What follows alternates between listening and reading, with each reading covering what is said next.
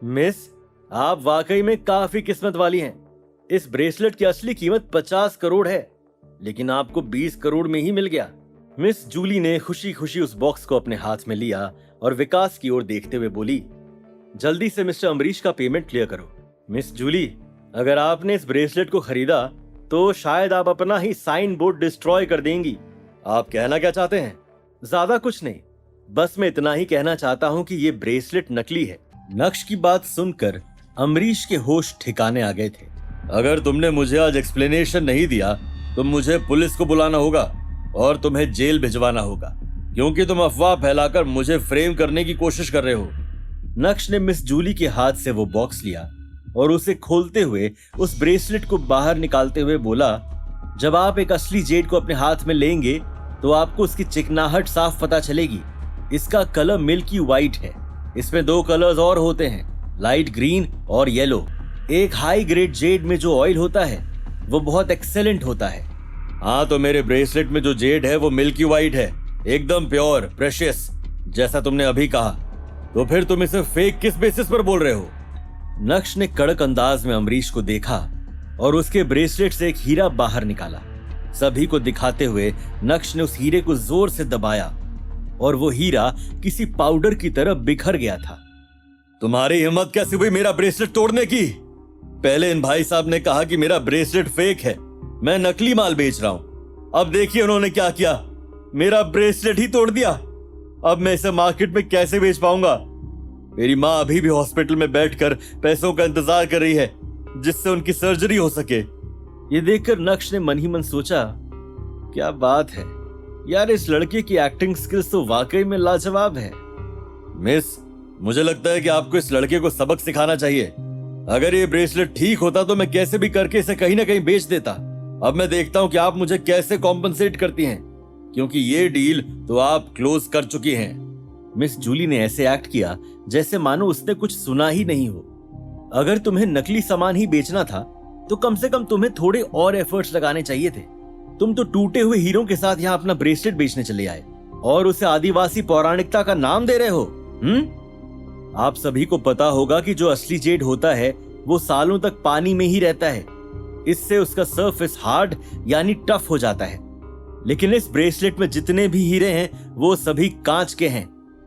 लगता है तुम किताबी कीड़े हो। जो कुछ भी तुमने अभी कहा वो सिर्फ कुछ स्टेटमेंट्स हैं।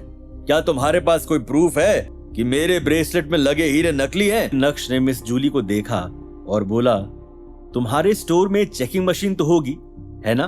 तुम्हें उस हीरे को डायरेक्ट चेक नहीं करना है, बल्कि उस हीरे के एक हिस्से को बाहर निकालना है और फिर चेक करना है।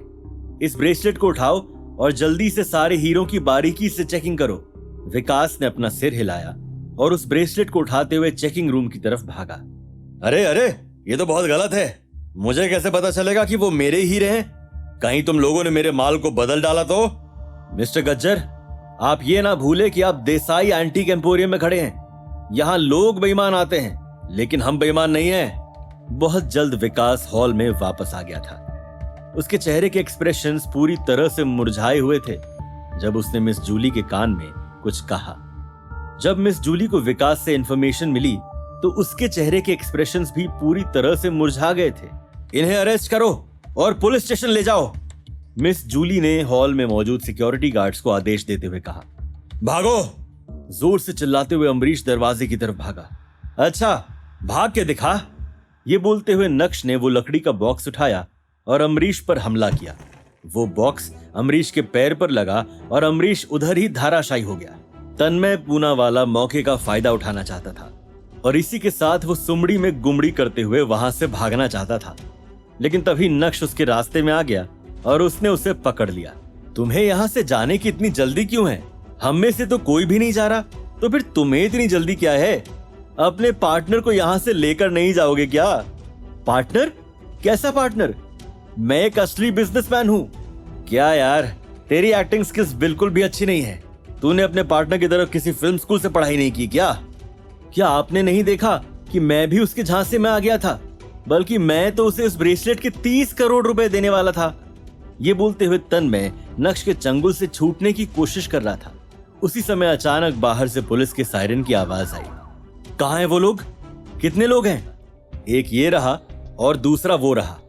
नक्श ने तन्मय और अमरीश की तरफ पॉइंट आउट करते हुए कहा, ऑफिसर, आप इनकी बात पर यकीन मत करिए।